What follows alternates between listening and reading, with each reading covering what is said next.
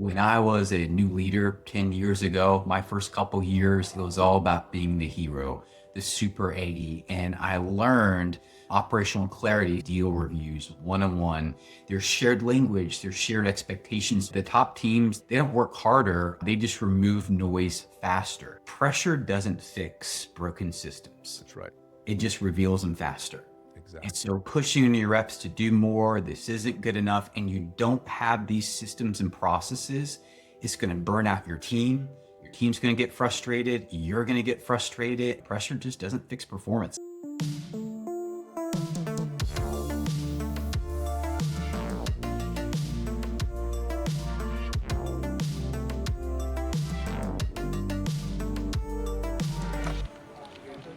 Welcome back to the Revenue Vault. I'm Marcus Chan, and today we're talking about the thing most sales orgs get wrong. They try to scale results with heroics instead of scaling with systems. My guest today is Thom Wright. He's the VP of North American Sales at UiPath. He's had a standout run at AT&T, UPS, and Salesforce where he exceeded quota consistently, hit President's Club more than 10 times, and earned Chairman's Club consistently as well. And what makes Thom different is he didn't stop at being a great seller. He's gone through executive coaching, rewired how he leads, and built an operating rhythm that drives predictability without burning people out. In this episode, we break down how he creates operational clarity, how he runs one-on-ones and team cadences, and how to build psychological safety without getting soft. Let's get into it. So Thom, you've been wildly successful, hitting President's Club, Chairman's Club consistently in all your roles from individual contributor to, executive sales leader. So I got to imagine when you kind of reflect back in your 20 plus year career, you're probably doing some things differently than your peers. Yeah. Based from your perspective, what do you think you're doing maybe differently, or what's your approach that makes you different than maybe some of the peers you're seeing who are maybe struggling in those same roles? I guess if I had to sum it, Marcus, to maybe one sentence is operational clarity beats heroics. When I was a new leader 10 years ago, my first couple years, it was all about being the hero, the super AE. And I learned operational clarity to mean things like operating rhythm. We're focused on that, forecasting, deal reviews, one-on-one. There's shared language, there's shared expectations with the team. So if there's ambiguity, we surface it earlier. And the top teams, they're just, at least my teams that I've worked with, they don't work harder. They just remove noise faster. So I think that's one of the things that is a big difference. And maybe it's just my natural paranoid self if I'm more maybe organized and stuff along those lines. But I really would say that operational clarity beats heroics, and that's what makes things different. And the AEs on the team love it. They know what to expect, and we can all move forward a lot faster. I think it's absolutely vital, right? Because you mentioned a really key thing, which is a lot of times, when reps make that move into like a leadership role, they basically become that super rep for the most part, right? They're not focused on like operational clarity. So what are, you mentioned a couple things like deal reviews and one-on-ones, et cetera. What are the specific things you're maybe doing? Because I think some people try to do those things, but they're more of like a check the box versus actually doing it proper. So when we talk about defining operational clarity in that sense, how would you define it, and what does good look like? Yeah. So operational clarity is simple. A lot of times reps have so many things that take up their day, from not picking the phone and doing a customer call. There's deal review calls. There's forecast calls. Don't get me till we get to the end of the quarter. Then there's a forecast call every day, it seems like. And there's all these additional things that pull out reps. And so what I find is really impactful for the team is we only have a few of those. Now, I know might be heresy to say, I do not have a forecast call for my team. What do you mean, Thom? That's crazy. Well, the reason why I don't have a forecast call for my team is the systems that we use. So I have a weekly one-on-one with my reps. They're 1 hour. We never miss it. I might have to move it from Monday morning to Monday afternoon, but we always have it. And in those first 10 or 15 minutes max, because a one-on-one is still about the AE and their time, we're going over any updates for current quarter and next quarter and looking at their 12-month rolling pipe. Now, the benefit is I usually talk to my AEs, I've got 6 of them, every day. So I don't need a forecast call because I know those deals like the back of my hand, just like they do. And I'm using our one-on-one time to get a little bit tighter details on confirming, is this best case? Is this commit?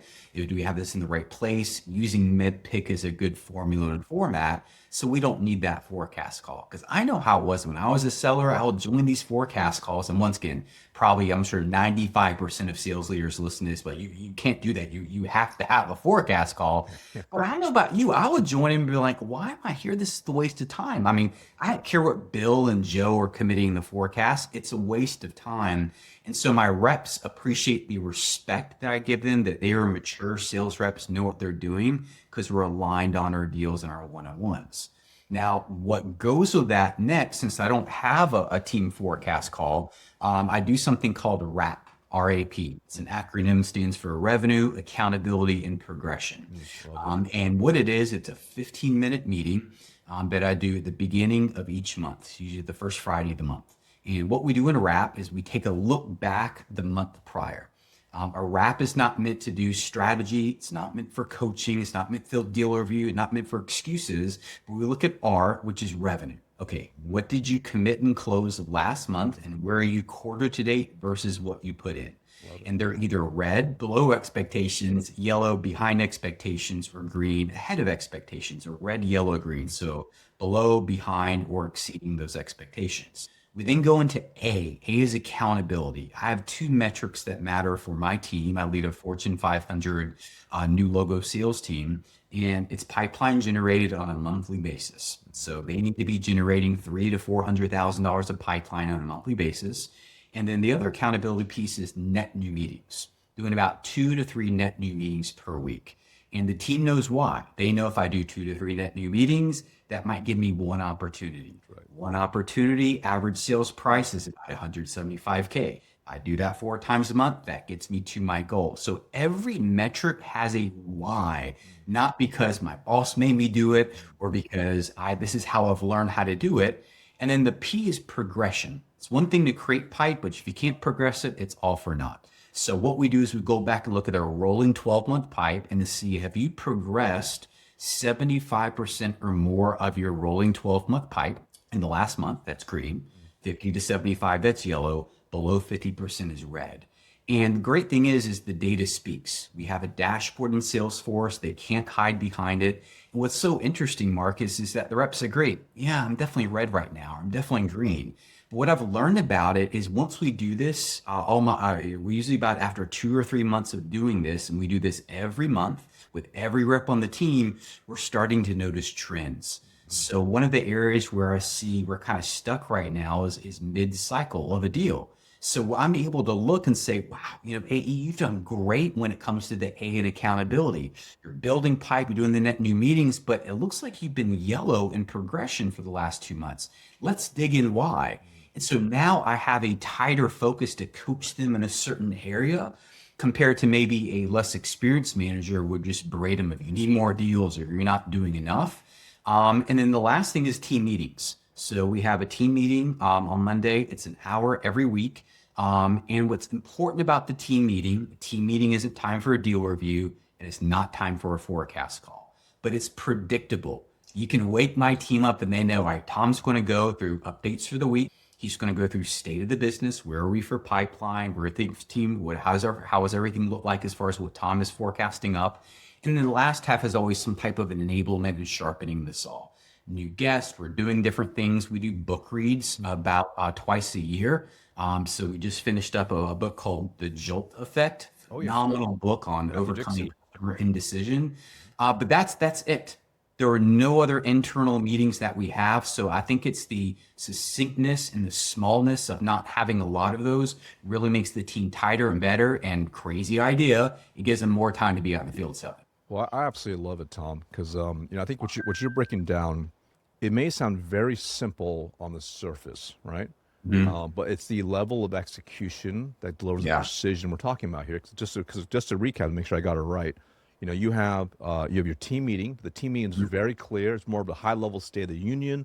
Where we're at, where we're going, and also you're focused on development of some sort, whether it's external speaker development, a book, or something like that, which is that's a key like standing in the count as happens every single week. Yeah. The other key component you have is you have the weekly one-on-ones, which you live and die by, right? Which you're getting into the weeds, so you know exactly where they're at and where they're going, right? And there's specific things you're covering specifically in that, right? And that goes without fail, nonstop, right? And then the third thing you have is your RAP meeting, right? In which you are focused on like, okay, how do we do prior month or quarter, whatever term you want, what's coming up in the future, and how we're going to perform towards that. Does that sound about Mhm. right? What kind of core pillars you have in place? Exactly. It's those three. And I've had other sales managers come to me and like, how do you do this? I don't have enough of time to do it. So I'm kind of a tech nerd too. And so I actually went and built out a little app. I posted it on LinkedIn a couple months ago for a one-on-one meeting generator. So for these busy managers that don't know what to talk about, how to have a good one-on-one, Yeah. how do you talk to a rep that's underperforming, Mhm. a top performer, how to focus on that things. And since you just hit the little radio buttons, it's free. I'll make sure your audience has it, but it allows you to really come intentional to a one-on-one, and it starts to organize things compared to you always feeling like on your back heels. Because if I had to summarize what you just said and what I just said, and if I just had to leave your audience, especially frontline sales leaders, with one thing is pressure doesn't fix broken systems. That's right. It just reveals them faster. Exactly. And so pushing your reps to do more, this isn't good enough, and you don't have these systems and processes, it's going to burn out your team. Your team's going to get frustrated. You're going to get frustrated. And, pressure just doesn't fix performance, I believe. So, Yeah, you're 100% right. It's funny, we're so aligned because when I ran a frontline sales team, I did the same hmm thing, right? Whether I had 6 direct reps or 20 direct reps, I ran a hmm very similar operational rigor as well. And hmm here's what's really interesting is that I found as you scale with direct reports, specifically with reps, when you have more and more and more, when you have these set things in place, it allows you kind of allows your bandwidth to get clear and free, right? So it's like, okay, now that's time for Tom. Okay, now I have time Yeah. for Mark. I have time for each person. So you have dedicated times. Yeah. So it doesn't, you don't have all this like bleed over of just being stressed about your team. You're like, I'm going to hmm address these hmm things in our hmm set 101. I'm going to address these things in these very set things regardless. But also, I have found it allows you to catch things earlier on before it hmm becomes a problem. Uh, Like you're able to see when deals are going sideways, and when your forecast that you have promised to your higher ups is not, yeah. before it gets to that forecast call, you might have to be on, right? You're like, oh yeah, I better make some adjustments real quick, and I can now over communicate above me now because I actually know what's going Mhm. on. Exactly right. And I hope even just what we talked about, if your audience can just get a couple of those little pieces, you're exactly right. That can help save a lot of time for sales managers. So I'm curious to see how you think about this too, right? Because I think especially in today's time, a lot of leaders, because there's so many reports now you can pull, whether it's Salesforce or HubSpot, whatever CRM someone's using, a lot of leaders I see these days, they don't really prepare for that one-on-one that much, right? For Mhm. with the reps, and the reps doesn't really prepare as well outside of Mhm. what's in the dashboard. So, are you for the automated reporting and dashboard, or do you do some sort of blend where they have some manual stuff they had to do as well to make sure they're kind of in it too? Yeah, for sure. I like to do both. So I have, once again, because I'm a tech nerd, I build out my own Salesforce dashboard. It's called Command Central. So my reps can see all the data right then and there. Perfect. Where we are from a revenue perspective, where we from rolling 12-month pipe, all the metrics that matter are in one single dashboard. I have been a part of other sales organizations, and we've got so many metrics. There's a Power BI dash for this, a Tableau for this, because we're measuring too many metrics. Yeah. And Salesforce gives you, I think, like 13 to 14 panes. Yeah. And like, I think that should be enough. So they can see it at all times and they check it all the time. So what I do is, mentioning that one-on-one app I created, I'm able to put in real quickly what I want to focus on. And that allows me, number one, follow up. Yeah. The biggest thing that have made the best one-on-one impacts for my reps is I have used something called Quip, kind of like a Word doc version or a Google Doc version of things. And it's a shared doc me and the rep use. When they think of things they want to talk about, they put their initials by it for that date. I put some things. So it's a great way for us to remember things we want to chat about that may not be urgent. But what it allows me to do is go back and like, hey, Matt, I know we talked about you getting with this contact and this partner for this resource. How did that go? And a lot of times we feel like we have great one-on-ones, but we don't follow up and there's no accountability. And that really where things slip. And so I like that it's shared. And then the unfortunate side of leadership too, what I like about having a shared one-on-one doc where I'm putting in comments like, great job of pipe, you're behind this. I'm putting in comments and answers. I'm documenting. Mhm. Documenting is not a word, documenting. Yeah. Documenting there Yeah. because what happens, let's say if we do have to put a rep on a PIP or a plan, all of that data is in that one-on-one, and HR loves seeing that record of Mhm. coaching conversation here, talked about here. I bet I can almost guarantee, Marcus, every sales manager I talk to, they hate if they have to move a rep to a performance plan. In fact, they try to do everything not to because Right. they know they haven't documented. They know HR is going to ask. And now they're doing management malpractice, to use the words of Mike Weinberg, Mhm. because they're now actually like, avoiding that because they don't want to do it. So the one-on-one helps give me data to document. So if we do have to deliver a PIP, number one, the data there is not a surprise then because they've Yeah. seen it in the one-on-one, and it makes it so much easier to copy and paste. So it serves multiple purposes. So if that even convinces managers alone, just like, hey, this is now your source of truth to help you with multiple things, whether that's from coaching in to coaching out, it's been a great document for us. Yeah, I love that, right? I think it's really powerful that I think a lot of leaders are kind of they keep things in their head and they Mhm, may I mean mhm. if some of them don't have the conversation, but if they do, they're not really documenting, right? Yeah. And I'm curious to see how you think about this too, right? I think Mm, my worry about maybe a shared doc would be, let's just say Marcus is not performing, and I need to talk about specific examples. So mm. I don't know if I want to type those examples in a shared doc that he's going to see, or he's going to go on, hop on a one-on-one with me. If you're going to have a tough conversation with someone, are you putting those notes in there beforehand as well, or do you have like a separate place you kind of house notes to make sure you have a reference point? Yeah, what I've learned is I don't do it Yeah. beforehand, but very key, SBI, situation, behavior, impact, give those situations of what I'm seeing, and always start with empathy in those Sure. conversations. Someone may not be performing because maybe their dog just died. Maybe Yeah. their mom's been in the hospital, so they're not focused. So one of the things that my team loves that we do in our one-on-one is we, at the very beginning of every one-on-one, instead of the sales manager typically saying, how you doing today? And the rep's like, fine. You're and like, and if you don't trust your manager, like, they don't care about how I'm doing today. We do something called red, yellow, green. It's all about psychological safety. So Google did a project, this is now almost 10 years ago, called Project Aristotle. And what they did is, in Google internal organization, they wanted to find out what causes great teams to be better and better performing than other teams. And they found one of the five things was psychological safety. And this exercise, through not how are you doing, but, hey, how's it going today? Red, yellow, green. And I give them a gauge. Green is like, I'm awesome. This is great. I love what I'm doing. Life is amazing.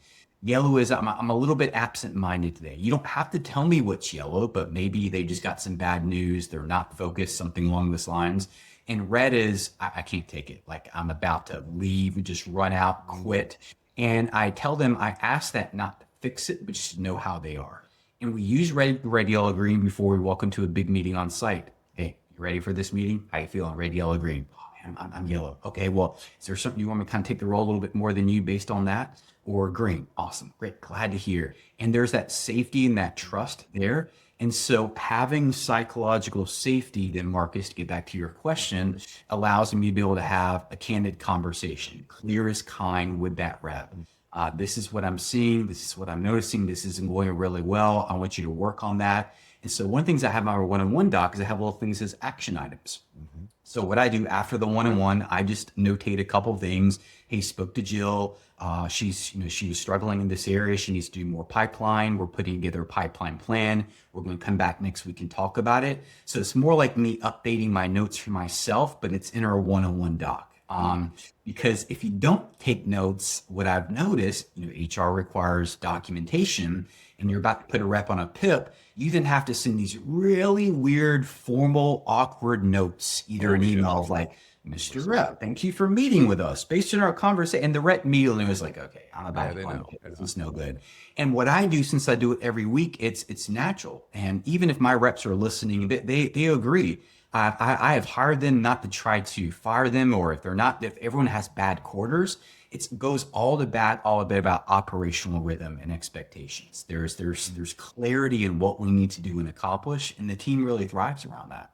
I think it's absolutely vital, right? Like, I think it's like whether you use something like a Quip or whatnot, you need a way that you're actually documenting it down, right? And it's interesting. It's like, you know, when I had, when I was running like a large sales org, across the board, it got to the point I had, over 100 plus reps and multiple Mhm. layers of leadership. And I would still sit down and do what I wanted to reps, not every single week, but when I was in town with each one.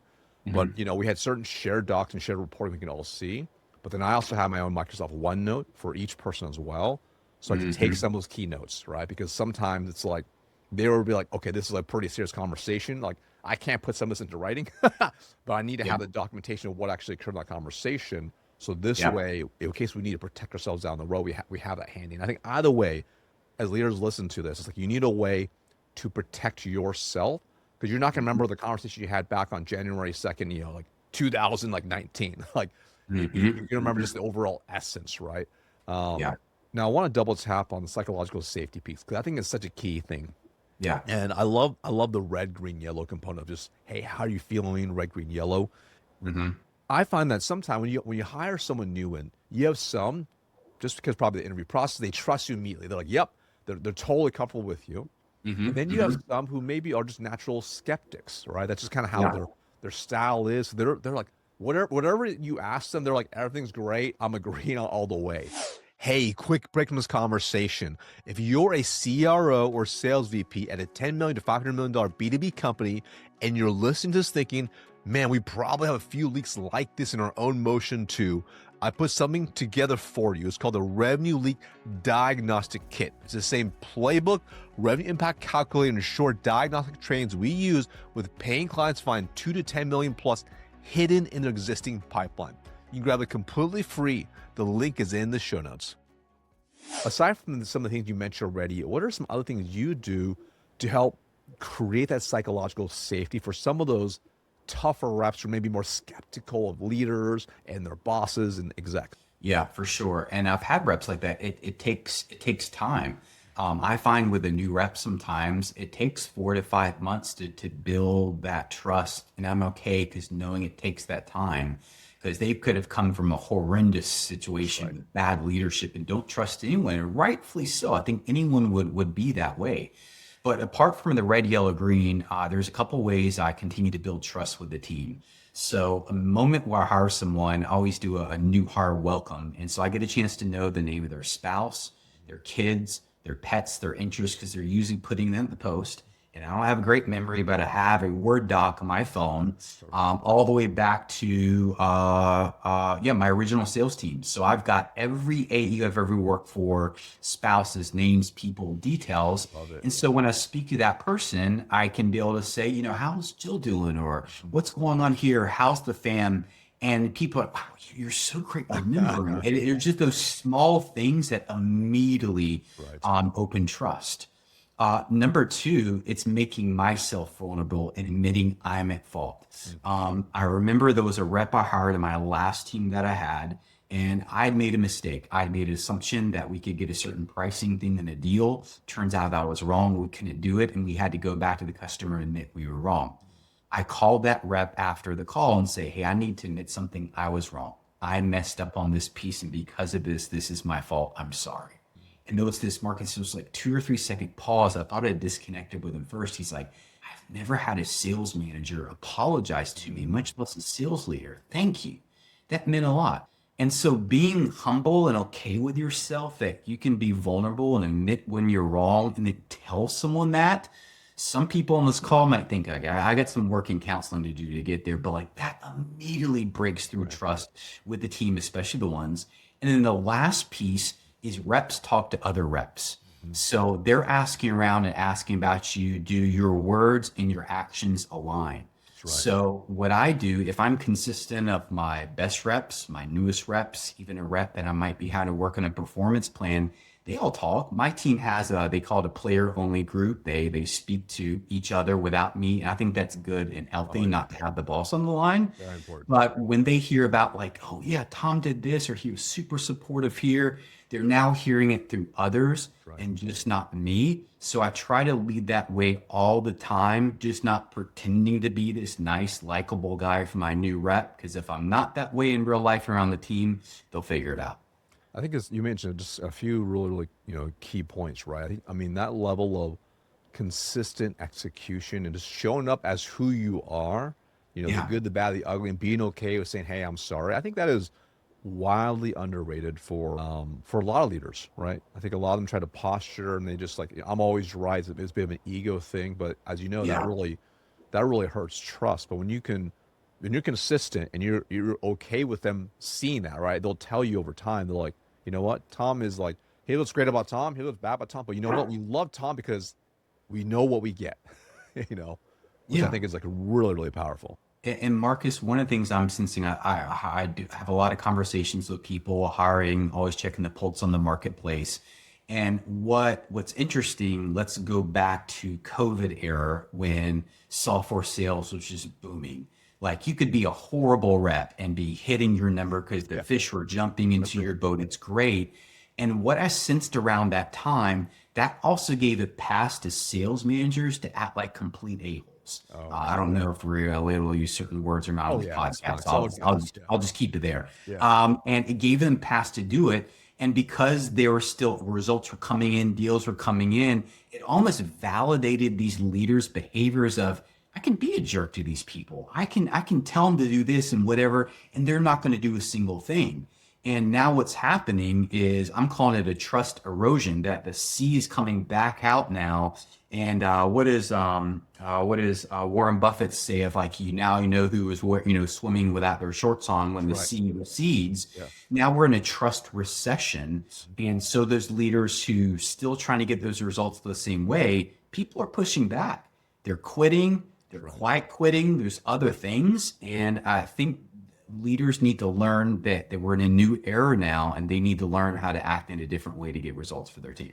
Yeah, you're 100% right. It's Yeah. interesting when I look at a lot of orgs now, it's like so many run such high turnover, they're missing their number across the Mhm. board. Yet when I take a look at their leadership team and their system, it's funny because we'll have people, they'll say, "Hey, Marcus, can you and your team come in and can you train our reps? Our reps are not performing. We're hitting 4% of our targets. It's been horrible, blah, blah, blah, blah, blah, whatever. We want to go up Mhm. market is what it is." And we'll always go and just do a deep dive into their situation of what's actually broken first. We don't just train based on what they tell us to train on. I would say majority of the time, the stuff we have to fix first has nothing to do with the reps. It Mm. almost always has to do with how the leadership, the systems are running, how they're running as a leader, the operating rhythm from how they do deal reviews, how they do one-on-ones, how they run team meetings, how they do call reviews, Uh-huh. how they do some of these core fundamentals. They just don't do. It's like shocking, right? Or if they do, it's very check the box, and they're being transactional versus transformational leaders, right? Um, Yeah. so I got to imagine, especially at your org and other past orgs, right? Because the way you run your playbook, right? You seem like a very transformational leader. Mhm. Um, what do other leaders when they talk to you at the people at your level? What do they say when they see how you run things? 'Cause it's different than most, I would say. It is. And the first one is like, I can't do what you can do because I don't have the time. Yes. Like I love doing fun things for the team. We got a sales kickoff coming up in a couple weeks, and I just announced to the team what we're going to do. We do like this, like every half a year, first half, second. We do something fun and unique, and people are like, "Oh, your events are so great." I can never do that. I don't have the time. And what I try to challenge these managers to do, I have the same amount of hours. I don't work nights and weekends. I work, more when I need to within the quarters, but I'm smart in how I leverage my time. And so one of the things that I think a lot of managers forget about is they allow their calendar to manage them instead of them managing their That's calendar. right. So one of the things that I have every day on my calendar, I call it focus time. And we use Microsoft Outlook here. I'm sure Google can do the same thing, but it automatically puts a block either an afternoon or morning time for the current week and the next week. So I never forget. Beautiful. And what I use that focus time for is strategy and ideas. What are some fun topics I want to come up for a team meeting? Like, for example, what I'm thinking about now is there's an area that's a gap on my team from a selling capabilities perspective. So I'm now thinking about what book do I want us to read as we go into next year for a book read. I'm thinking about fun and creative things I can do for my team. I'm thinking about, for example, on Monday, we're getting a little lax on how we forecast it. So how do I kind of deliver accountability and clarity of like, we got to get back to this, or we're going to have to do forecast calls, and we got back to where we need to. And it's that thinking time, and it's not a long time. It's only 30 minutes, but 30 minutes every day for 5 days.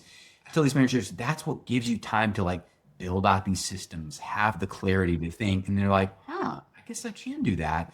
And it's cool to see them come back. Not all of them do, but come back and see they now have more time in their day to do these extra things. I think it's really, really powerful. I think it's one of those things where a lot of people don't realize the power of creating those times to actually think and reflect, right? Yes. So it's interesting that you mentioned this because I did something very similar as a sales manager. I did it as a director as well. But as a sales manager, I remember every Friday, I the same thing. It was a 2-hour block though, same concept. I actually review my past calendar, like how the past week went, what went well, what didn't go well, what gave me energy, what drained my energy, where's the status of the team, what could we do differently, what are the gaps, and what can we do better for the future, right? And just have that simple Yeah. reflection time, just so you can think and plan, and giving yourself like the grace to say it's okay. I don't need to be looking at Slack or email or Teams right now. I can like, I need to Yeah. just think about the business. And actually, what's cool, I actually do the same thing for my business now. But I have a full day once a month, same thing. Oh, that's great. I Yeah. call it Talking a lot. Yeah. so it's like, so Bill Gates, right? Microsoft, he would have a think week. So in his think week, he would go into the cabin for like, somewhere in the woods, no internet, just books and notepads, and like no one reached out to me. And that whole week he's just thinking. So mine's a smaller version. 'Cause I'm not quite a billionaire yet, so it's a smaller Yeah, I version. don't know if that was a movie or a documentary. I saw that as well too. And like he carried these big like library bags of books, and like that's all he would do. And I think people use that, it's overused, but like they say what leaders are readers, and finding ways to be able to read books. And that's what helped keep me sharp. Certain books are good for like listening on Audible type books. Certain books are ones I actually want to hold and be able to highlight. Right. That's another thing too. They're like, how did you learn this? And I like to read. And I think everyone needs to find what is their version of reading. Are you a book person? What is the best time to read where you're not tired? Because you're not going to get it in your day to day and learn and grow. And books are a great way to do it. And for me personally, I really don't like doing it after work. I'm exhausted, mentally exhausted to find other times. But yeah, reading and doing that type of stuff, doing like what you and me are doing, spending time with other people that are raising your competence and score.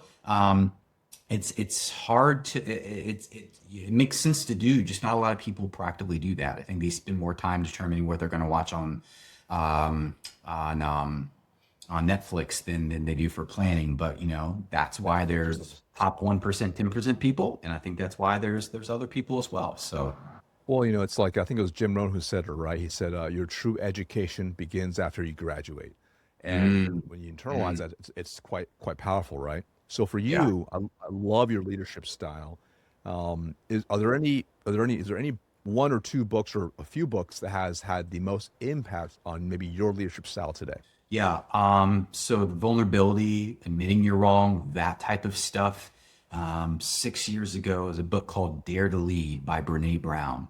That book really gave me the permission for anyone who doesn't know, Brene Brown is a researcher. She has several books, but she does a lot of study work around vulnerability and some of those, what some people would call those mushy emotions.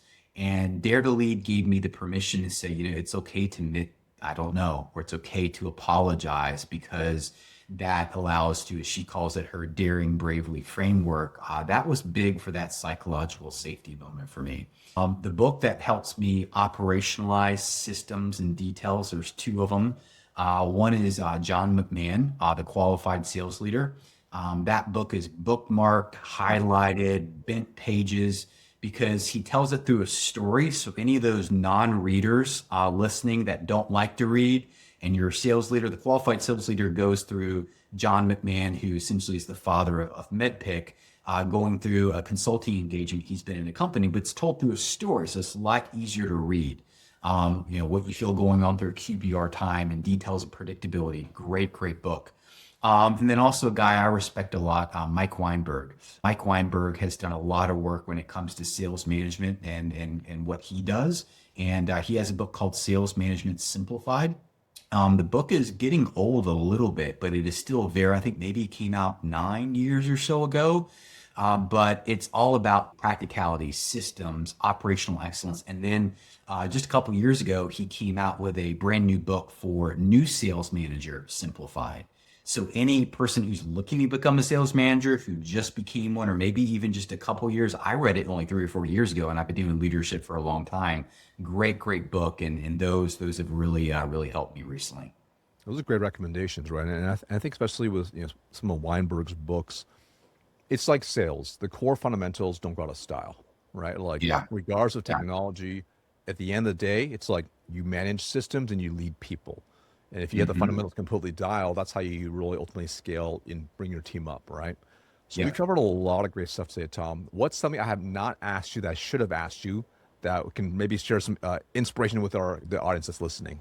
Hmm. So what's something you can ask me that you haven't asked me? Okay, here's one.